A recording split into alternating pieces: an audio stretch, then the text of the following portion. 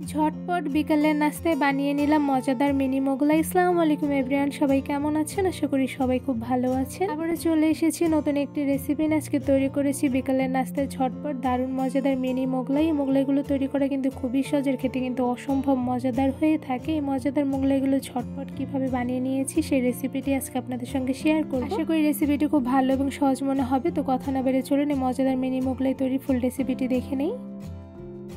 একটি মিক্সিং বোলের মধ্যে দিয়ে দিচ্ছি ময়দা। এখানে আমি 2 কাপ পরিমাণ ময়দা দিয়ে দিচ্ছি, আপনাদের পরিমাণ অনুযায়ী কমিয়ে বাড়িয়ে দিতে পারেন। আর সাথে দিয়ে দিচ্ছি 1/2 চা চামচ পরিমাণ লবণ, আর দিয়ে দিচ্ছি রান্নার তেল 2 টেবিল চামচ পরিমাণ। এবার ময়দার সঙ্গে সবগুলো উপকরণ খুব ভালোভাবে মেখে মিশিয়ে নিব। ময়দার সঙ্গে সবগুলো উপকরণ খুব ভালোভাবে মেখে মিশিয়ে নিয়েছি। যখন দেখবেন ময়দাগুলো এভাবে দলা পাকানো যাচ্ছে তখনই বুঝতে পারেন ময়দাগুলো মেখে নেওয়া হয়ে গিয়েছে। এবার এর মধ্যে দিয়ে দিচ্ছি অল্প পরিমাণে পানি। ময়দার মধ্যে একবারে পানি দিতে যাবেন না, অল্প পরিমাণ করে পানি দিয়ে খুব সুন্দরভাবে মেখে নিতে হবে। ময়দার ডোগুলো মাখার সময় হালকা উষ্ণ গরম পানি ব্যবহার করবেন, সেক্ষেত্রে কিন্তু ময়দার ডোটা ভীষণ পরিমাণে সফট হবে। তো এই পর্যায়ে কিন্তু আমার ময়দার ডোটা মেখে নেওয়া হয়ে গেছে। আমি একটু দেখাচ্ছি কতটা পরিমাণে সফট হয়েছে। তো দেখতে পাচ্ছেন মাশাআল্লাহ কতটা পরিমাণে সফট হয়েছে। এবারে ময়দার ডোর মধ্যে দিয়ে দিচ্ছি রান্নার তেল। এখানে আমি 1/2 চা চামচ পরিমাণ দিয়ে দিচ্ছি। এবার রান্নার তেলগুলো ময়দার ডোর উপরে খুব ভালোভাবে লাগিয়ে নিয়েছি। এবার এই ডোটা একটা সাইডে 20 মিনিটের মতন ঢেকে রেখে দিব।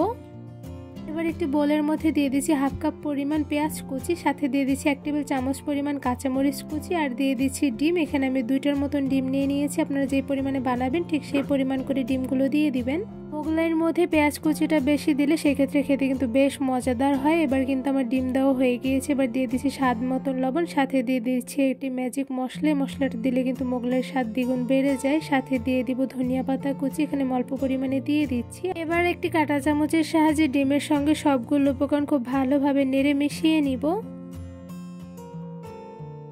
ডিমের মিশ্রণের মধ্যে দিয়ে দিচ্ছি অল্প পরিমাণে ধনিয়া গুঁড়া, এতে করে কিন্তু খুব সুন্দর একটি ঘ্রাণ আসবে। তো এই পর্যায়ে আমি খুব ভালোভাবে ডিমের সঙ্গে ধনিয়া গুঁড়াগুলো নেড়ে মিশিয়ে নিচ্ছি।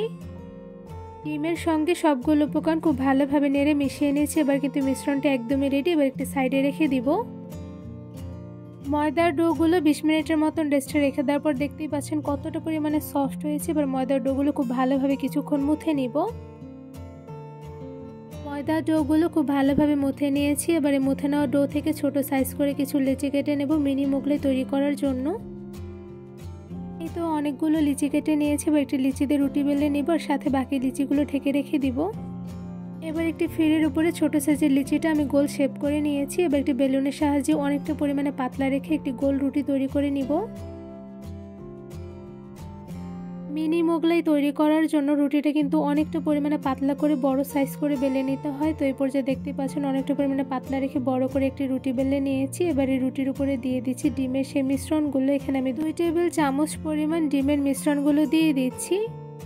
ডিমের মিশ্রণগুলো রুটির মাঝ বরাবর দিয়ে চামচ দিয়ে খুব সুন্দরভাবে ছড়িয়ে দিয়েছি। এবার রুটির একটি সাইড আমি মাঝ বরাবর তুলে নিচ্ছি। কিভাবে তুলে নিচ্ছি সেটা কিন্তু দেখে বুঝতে পারছেন। সেমভাবে অপোজিট সাইডের রুটিটা আমি সেমভাবে তুলে নিচ্ছি। এবার নিচের সাইডের রুটিটাও সেমভাবে তুলে লাগিয়ে নিচ্ছি। লাগিয়ে নেওয়ার সময় কিন্তু একটু চেপে চেপে দিতে হবে, এতে করে কিন্তু ডিমের মিশ্রণটা একদমই বের হবে না। তো 2 সাইডে কিন্তু সেমভাবে লাগিয়ে চেপে চেপে দিয়েছি। এবার কিন্তু আমার খুব সহজে ছোট সাইজের একটি মোগলাই তৈরি হয়ে গিয়েছে। এবার মোগলাইটা ভেজে নিব। মোগলাই ভাজার জন্য একটি কড়াইয়ের মধ্যে দিয়ে দিচ্ছি পরিমাণ অনুযায়ী রান্নার সয়াবিন তেল।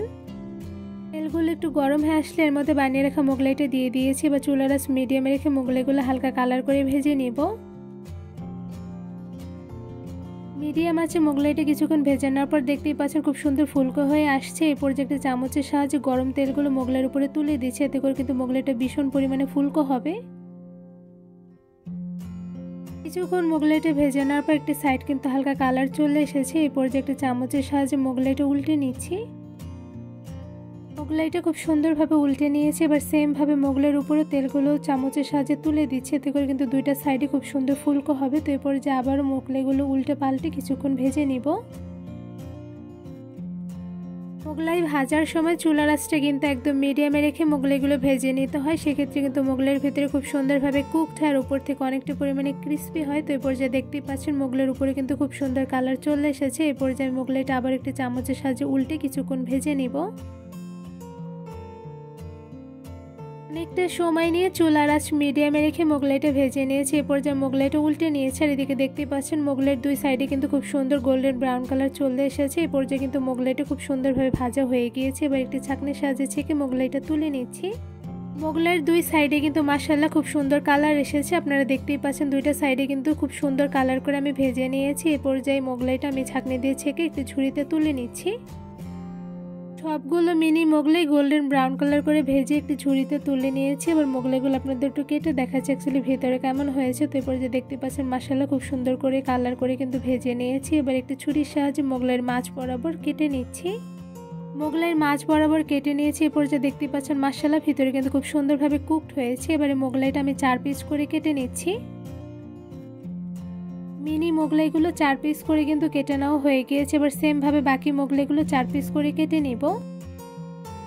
খুব সহজভাবে কোনো রকম ঝামেলা ছাড়াই তৈরি করে ফেলেছি ভীষণ মজাদার মিনি মোগলাই। এই মোগলাইগুলো তৈরি করা কিন্তু খুবই সহজের, খেতে কিন্তু অসম্ভব মজাদার হয়ে থাকে। এখানে দেখতেই পাচ্ছেন মাশাআল্লাহ মোগলাইগুলো দেখতে কিন্তু খুবই সুন্দর হয়েছে। আমি একটা মোগলাই আপনাদের তুলে দেখাচ্ছি। এই তো দেখতেই পাচ্ছেন মোগলাইয়ের উপর থেকে কিন্তু ভীষণ পরিমাণে ক্রিস্পি হয়েছে, সাথে হয়েছে ভীষণ সফট আর ভেতর থেকে হয়েছে ওয়েল কুক। কতটা পরিমাণে লোভনীয় হয়েছে ভিতর থেকে তাকে তো আপনারা দেখে বুঝতে পারছেন। শুধুমাত্র কয়েকটি উপকরণ দিয়ে ঝটপট কিন্তু এই মজাদার মোগলাইটি খুব সহজে তৈরি করে ফেলা যায়। বিকেলের নাস্তায় বড় থেকে শুরু করে ছোটদের জন্য খুব সহজে কিন্তু ঝটপট এই মোগলাইগুলো তৈরি করে দিতে পারবেন। তারা খেয়ে কিন্তু বেশ প্রশংসা করবে, সাথে খুব মজা করে খেয়ে নেবে। এই মোগলাইগুলো এমনি খেতে যেমন ভালো লাগে, সাথে কিন্তু সস দিয়ে খেতে আরো বেশি মজাদার হয়ে থাকে। এই মজাদার মিনি মোগলাই তৈরির রেসিপিটি আপনাদের কাছে কেমন লেগেছে তা অবশ্যই কমেন্ট করে জানাবেন। রেসিপিটি ভালো লেগে থাকলে আমার চ্যানেলটি সাবস্ক্রাইব করে ভিডিওতে বেশি বেশি লাইক কমেন্ট শেয়ার করে আমার পাশেই থাকবেন। আজকে এখানেই বিদায় নিচ্ছি। সবাই সুস্থ থাকবেন, ভালো থাকবেন। আল্লাহ হাফেজ।